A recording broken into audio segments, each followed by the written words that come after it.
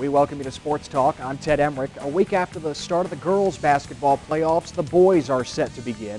And like the girls in McKinney ISD, 2 out of 3 boys teams have their tickets punched.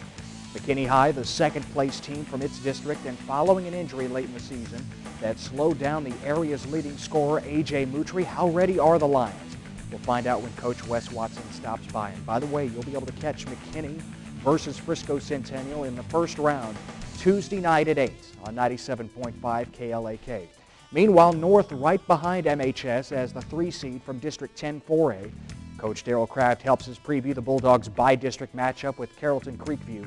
And McKinney Boyd came up just short in its district. But the Broncos keep improving under Coach Dean Christian, who unfortunately could not be with us today. Also coming up, the Dennis Baker State Farm Scholar Athlete of the Week. This is Sports Talk.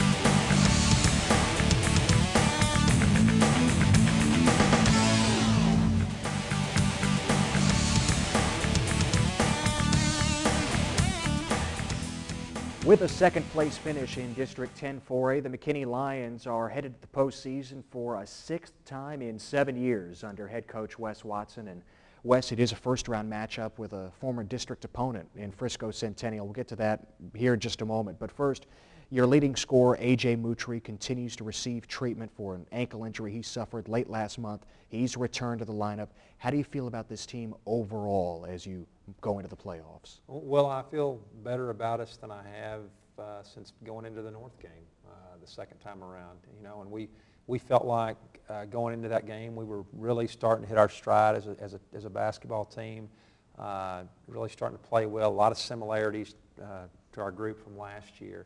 And then, you know, A.J. went down and we were kind of scrambling there, lost that game against North. Then got 2 quality wins without him that following week, and then he tried to give it a go against Highland Park. He didn't want to miss that game, and you know he wasn't at full strength. I mean, he scored early. He was able to knock some shots down, but you didn't see that burst out of him that you normally see. So we were able to play him this past Tuesday against Heath, and he didn't have the kind of game he wanted to have, but I felt like as a coach, I saw enough to know that he's going to be ready because you saw him catch the ball in the open court a couple of times and really attack the basket. So you're starting to see that burst come back, and that's just so important, for him because he's the kind of player that's so difficult to guard because he can go by you and he can shoot it from the outside. So when he gets that part back in his game, it's going to help us a lot. And we'll see some of that burst as we check out the highlights from McKinney's senior night victory over Heath, the regular season finale, an 80-56 win over the Hawks. And before that, Mutri had played in only one of the last 4 games because of that ankle injury against North. He averages a DFW leading nearly 25 points a game. You had to have learned something about your guys with Mutri out of the lineup, and that'll probably serve you well here as you hit the playoffs. We were really hoping that because of the injury, the silver lining would be we would be able to play some other guys more. They would be asked to take on a little bit more, but they would become more confident through that. And I think that's what's happened. He's obviously such a huge part of what we've done this year. And then when you take basically 32 minutes out of the lineup, you have to you're redistributing those minutes amongst 10 or so other guys. We told the guys even when he went down in the North game, hey, we're a good enough team to do this. North was really, really good that night, and we didn't get it done then. But when we were able to go into a couple of games knowing that he wouldn't be there and really prepare ourselves, I thought those guys gained a lot of confidence because that was a quality win against Pierce. And then we went on the road and had a quality win against Wiley East in a pretty tough environment. They had a big crowd there, and they played us so well the first time we played them at home. And so, yeah, I think that was a big lift for our team the fact that we were able to have some success without him in the lineup. But again, we want him back in there because you just don't totally replace 27 points a game, which is where he was at before he went down. Yeah, he's back, and like you said, not the game that he wanted against Heath, 8 points on 3 of 16 shooting, but you saw what you needed to see, and you've seen a lot from your junior point guard, Red Shannon, who joins Moutrie in the backcourt. He has raised his game in Moutrie's absence, averaging 22 points a game over the last 7. That's up from Red's usual average of 16 a game. Yeah, he's just been outstanding. I mean, he gets it. He knows that with A.J. out, a little bit more is on his shoulders. I think initially he, tried probably to do a little bit too much. I know against North he really kind of pressed a little bit and really tried to put the whole load on his shoulders. As we were able to prepare for that next week, he understood that, hey, I've still got to play my game. I'm going to shoot. I'm going to be shooting a little bit more, but my role is essentially the same. I'm still the setup guy. And when I can get other guys' shots, I'm going to. But when my shots are there, I'm going to take them too. So, and he's just been huge. I think in the game against Heath, he had 29 points, 8 assists, and 10 steals. And he didn't even play the fourth quarter. As a matter of fact, we took him out late in the third. I mean, it's just an unbelievable game. And so he's picked up his game. And you always know what you're going to get with Red. He's a competitor.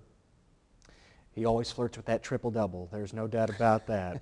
He had 30 points against Wiley East, and after that victory over the Raiders, it was a tough stretch before the season finale against Heath. A couple of losses to Highland Park, the district champion, in the rematch, and then a loss to Wiley, a team that finishes in 7th place. But your group was able to recover from those losses.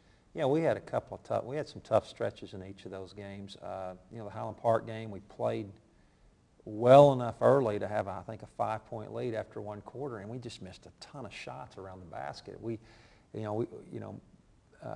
of my assistants was saying, hey, we were 9 of 26 inside 10 feet, and I looked at the actual chart and where those shots were coming from, and it was more like 9 of 26 within 3 feet.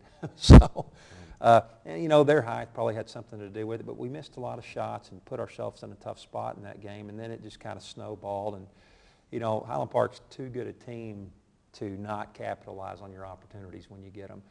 And then, the Wiley game, we're playing well. We had some breakdowns in our press late in the first half. We're up 9 with 1.5 minutes left in the half, and we allow them to get the ball in the middle of the floor and subsequently get it to the corner for open threes, and they tie it at the half, and then we just couldn't score. We went almost a full quarter without a field goal in that game, and then made a run there at the end, and but we've survived all that. We're as healthy as we've been in a long time, and we're excited about what we have moving forward. Yeah, that is Frisco Centennial tomorrow night in Prosper, and you have that momentum now going into the playoffs with a victory in the regular season finale. Centennial is a team that was in your district for 6 years, not anymore, but you did face them earlier this season, back in December in the Collin County Roundball Classic, a 61-51 loss in the second game of the day for both teams. Right. What do you remember about that one? Well, like you said, it was the second game of the day for both teams, and we were both coming off of losses. And I know we weren't feeling really good about our loss early in the day, and we didn't handle it well going into that game. We played like we had lost a game early in the day. Both teams have come 1,000 miles since then. I mean, I don't think you can point at that game. And I know Coach Scarborough's telling his guys the same thing. You're not going to see the same McKinney team you saw in the McKinney tournament, just like we're not going to see the same Centennial team that we saw in the McKinney tournament. They're a much sharper team now. We've come a long way. That was probably our low point for the year. After that game, we were 3-5, and we hadn't really found ourselves as a team at that point. And from that point on, we went finished out the year 16-6, and I thought really started to, become the team that we thought we were going to be all along.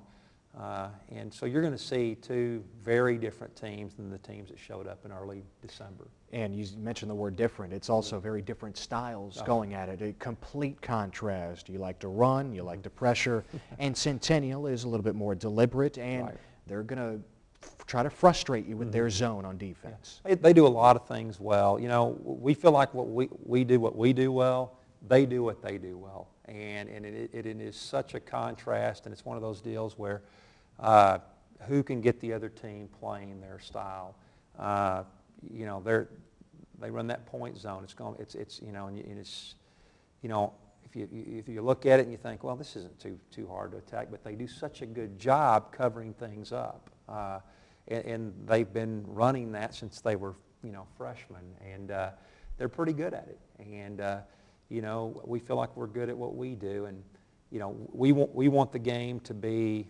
We want to have about 100 offensive possessions, and you know, they're probably hoping that the game is, you know, between 50 and 60 possessions. So yeah, you're talking about a big contrast there. It'll be interesting to see which style wins out. And the Titans are a senior-laden team with an inside-outside duo of Alex Terrian in the post, Bryant Rucker at guard, headed to the University of Denver, and I'm sure those two impress you. Oh, very much. I mean, they're both real solid. Rucker, you know, he's just a really good player, strong. You know, one of the things that stuck out from the last time we played him, we had him trapped in the half-court area, and he was able to make a cross-court pass on his heels like on a rope. I mean, he's difficult to handle, and Terrian is really good, you know, around the basket, and can also step out and shoot it, and they're solid. I mean, and they're gonna, you know, it's a great test. And I was talking to Coach Kraft from North. We got 4 really good matchups between 10-4A and 9-4A, and I wish as a basketball fan I could sit there and watch all of them, but you know, unfortunately I'm gonna get to watch a little bit of Highland Park and Newman Smith, and then us and Centennial are gonna get it on right after that. So it's gonna be fun. I'm interested to see how these games shake out. Wes, we certainly appreciate the time. Best of luck Tuesday night. I appreciate it, Ted. Thank you. Wes is a little bit busy Tuesday. His McKinney Lions enter the playoffs by district round against Frisco Centennial, 8 o'clock Tuesday night in Prosper, and you can catch the game on 97.5 KLAK.